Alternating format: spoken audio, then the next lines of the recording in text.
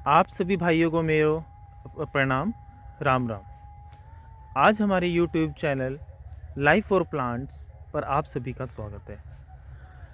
आज जो देखने वाले हैं हम, आलू की जो फसल है वो हमारे जीवन के लिए बहुत ही महत्वपूर्ण है। आलू जो है हर सब्जियों का राजा है। हर सब्जी में इसका प्रयोग किया जाता है और यदि इसका न्यूट्रिशनल वैल्यू देखा जाए तो इसमें कार्बोहाइड्रेट की मात्रा बहुत अधिक मात्रा में होती है, जो हमारे दैनिक जीवन के लिए, डेली लाइफ के लिए बहुत ही ज़रूरी होता है। और ये जो है विंटर की क्रॉप होती है, सर्दी की फसल है। और सर्दी में हम इसे 2 बार इसकी बुआई करते हैं।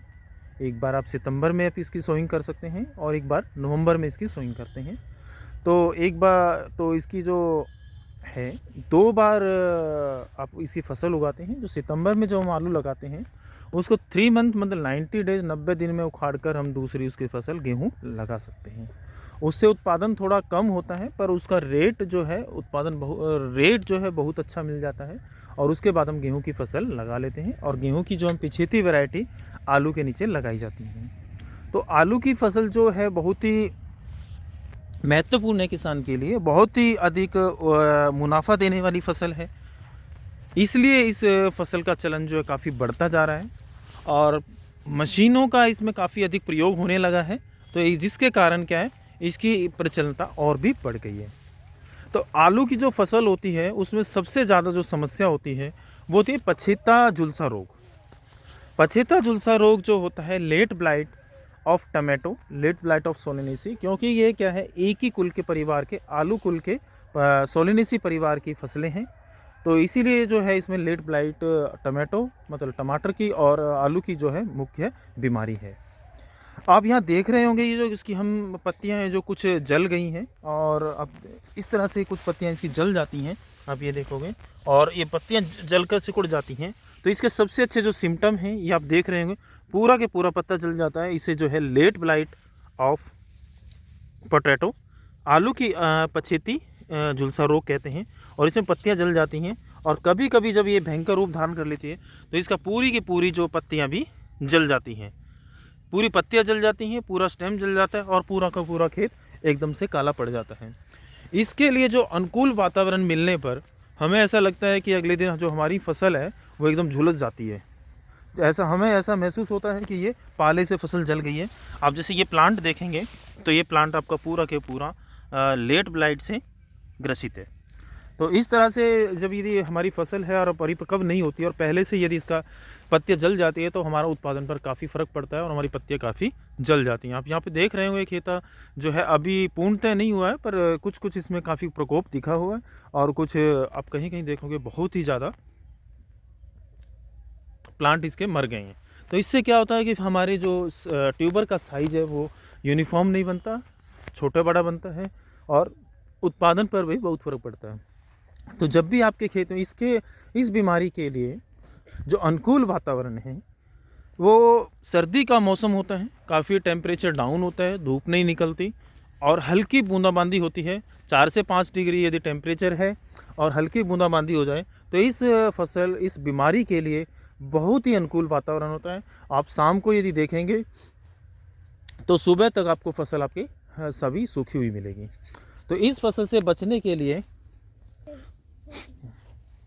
तो इस रोग से बचने के लिए आपको सबसे अच्छी है कि आपको आपके खेत के चारों ओर जो है धुआं कर देना चाहिए। शाम के टाइम यदि आपको दिख रहा है कि भी पाला पड़ने वाला है तो आपको 4 से टेम्परेचर ज़्यादा डाउन है तो आपको क्या है, खेत के चारों तरफ यदि धुआं करते हैं तो इससे काफ़ी अच्छा आपको फ़ायदा मिलता है।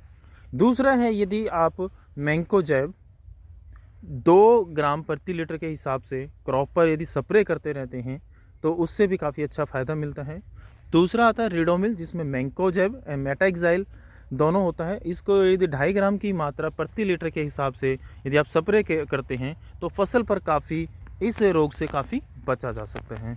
दूसरा है फिर है एमिस्टार टॉप, जिसमें डेफाकोनाजोल प्लस एजोक्सिस्ट्रोबिन का यदि हम 1 ml प्रति लीटर पानी के हिसाब से यदि स्प्रे करते हैं तो इससे भी हम इस बीमारी पर काफ़ी निजात पाई जा सकती है। तो इसके लिए क्या करना है आपको कि ये दवाई जो है आपको कंटिन्यूस नहीं करनी, आपको हर वीक में चेंज करनी है। पहले आप मैंकोजेब करें, फिर रिडोमिल करें, फिर हम स्टार टॉप करते हैं, तो आपकी फसल को काफ़ी अच्छा फ़ायदा मिलता है। तो आप इसको जो है 7 से 10 दिन के अंतराल पर इसको करते रहें, तो आपकी फसल काफ़ी लंबे टाइम तक हरी भरी रहेगी, जिसके कारण इसको रोग की रोकथाम की जा सकती है, जिससे आपका ट्यूबर का साइज़ अच्छा बनेगा, आपका जो फॉलिएज है, जो पत्तियां हैं वो हरी भरी रहेंगी और बीमारी कंट्रोल रहेगी। तो आपके जो ट्यूबर का साइज़ है वो यूनिफॉर्म होगा, ट्यूबर का साइज़ यूनिफॉर्म होगा तो आपका उत्पादन बढ़ेगा। इस तरह से जो है इस बीमारियों को रोकथाम की जा सकती है। तो जैसे आलू की बहुत सारी मतलब यह जो आलू की है, ये मुख्यतः मेन बीमारी है जिसका आपको निदान करना चाहिए। और इस तरह से आप देखो यहाँ पर जो है अल्टरनेरिया भी थोड़ा बहुत आता है, जिसे अगेती झुलसा रोग बोलते हैं, वो बहुत ही ज़्यादा नुकसान नहीं पहुंचाता, पर जो पछेती झुलसा रोग है वो काफ़ी मात्रा में अधिक नुकसान पहुंचाता है। तो इसकी रोकथाम के लिए आप इन दवाइयों का प्रयोग करें और खेत में जो है नमी बनाए रखें, क्योंकि नमी बनाना बहुत ही ज़रूरी है। और खेत में सूखा नहीं होना चाहिए, नमी रहनी चाहिए और खेत आपका साफ़ सुथरा होना चाहिए। तो ऐसे यदि आप रखते हैं तो इन बीमारियों से कंट्रोल किया जा सकता है। और इन जो हमने दवाइयाँ बताई हैं आपको, मैंकोजेब, रिडोमिल, स्टार टॉप, इन दवाइयों को आप यदि इस अंतराल पर और बताई गई मात्रा के अनुसार यदि स्प्रे करते हैं तो आप अपनी आलू की फसल को भरपूर बना सकते हैं और बहुत अच्छा उत्पादन प्राप्त कर सकते हैं। और यदि आपको और इससे रिलेटेड और कोई आपको जानकारी चाहिए तो आप हमारे YouTube channel life for plant पर विजिट कर सकते हैं। और यदि आपको ये वीडियो पसंद आए तो आप लाइक कर सकते हैं और अधिक से अधिक किसानों को इसको शेयर करेंगे, तो इससे क्या है, हमारा चैनल का प्रसार भी होगा और जो हमारे द्वारा दी गई जानकारी है किसानों को फ़ायदा भी होगा, और जिससे क्या है वे अधिक से अधिक उत्पादन इसका ले सकते हैं। और आलू में क्या ऐसे छोटी मोटी चीज़ें आती रहती हैं, तो आप ये ध्यान रखें, धुआं करना और ये बहुत छोटी छोटी चीज़ें हैं जो आप करके आप अपनी फसल का बहुत अधिक उत्पादन बढ़ा सकते हैं। तो आपका बहुत बहुत धन्यवाद और अगले वीडियो में दोबारा से फिर मिलेंगे।